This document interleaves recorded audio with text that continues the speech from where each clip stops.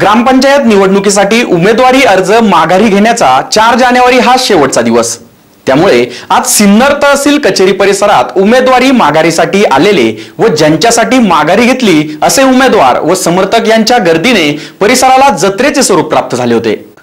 तालुक्यातील 100 ग्रामपंचायतींमधील 338 प्रभागातील 920 जागांसाठी निवडणूक होणार असून अर्ज माघारीच्या शेवटच्या दिवशी प्रतिस्पर्धी उमेदवाराने माघार घ्यावी आणि आपला मार्ग सुखकर करण्यासाठी बऱ्याच ठिकाणी उमेदवार शर्तीचे प्रयत्न करताना दिसत होते।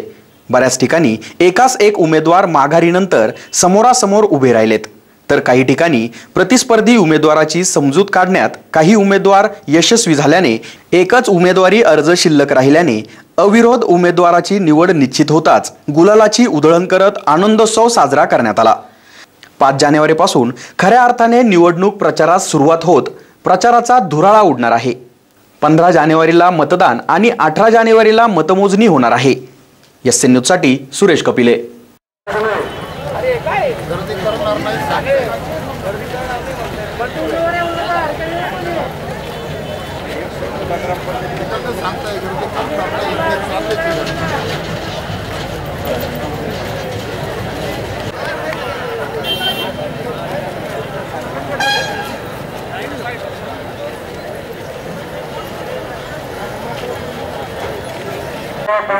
उमेदवार सिन्नर तहसील परिसरामध्ये गर्दी करणार नाही। गर्दी केलेली आहे, कृपया ती गर्दी कमी करायची आहे। कोणीही गर्दी करणार नाही। ज्यावेळेस उमेदवार चिन्ह वाटप होईल त्यावेळेस